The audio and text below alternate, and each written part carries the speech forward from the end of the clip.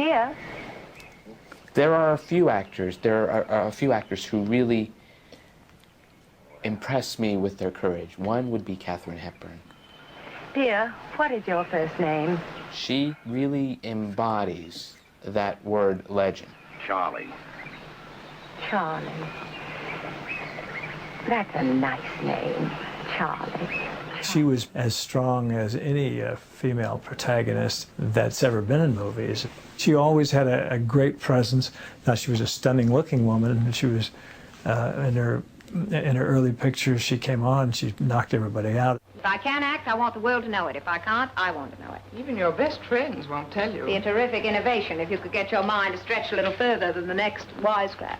I think Stage Door will always be my favorite because there's something so moving about her coming out after the news one of those actresses had killed herself, and watching someone who was surfaced through the film become someone full of depth. The calla lilies are in bloom again. It's a beautifully done transition. Such a strange flower. No mumbo jumbo, no big thing. It's just flawless. Flawless. Holy jumping Jehoshaphat! There was never a more beautiful woman than Katharine. That's why I say Spencer was so smart. Such a cagey fella. You probably don't speak Slovenian either. No, just a little broken English. She allowed Tracy to be Tracy. A girl named Dara Sattinger shot her husband. I'm going to defend her.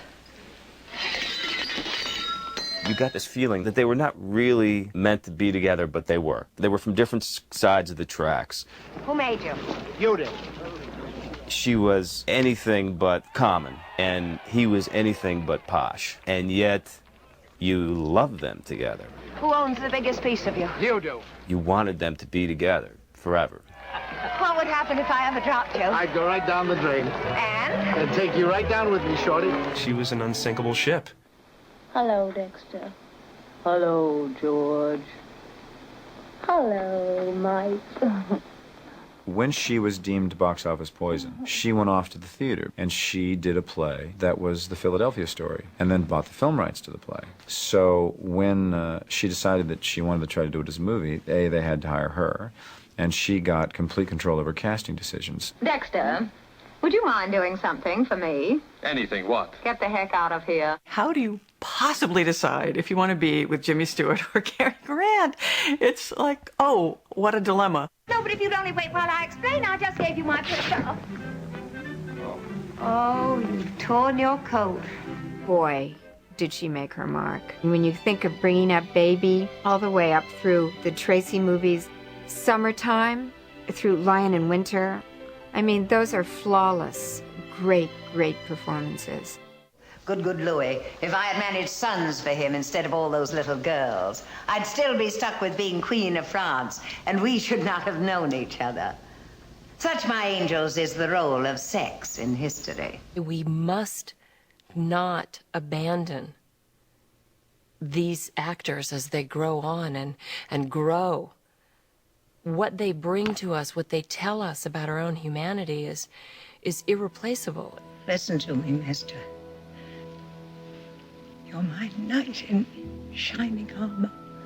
Don't you forget it. You're gonna get back on that horse, and I'm gonna be right behind you, holding on tight, and away we're gonna go, go, go. I don't like horses. And you know, oh, it just kills me.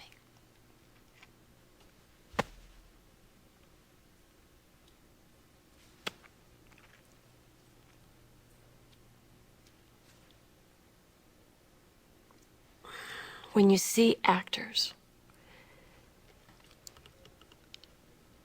of that stature, with that kind of history, and that body of work,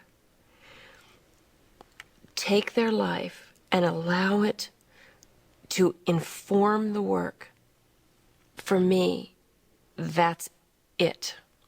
You are a pretty old dame, aren't you? What are you doing with a daddy or some bitch like me? Well, I haven't the vaguest idea.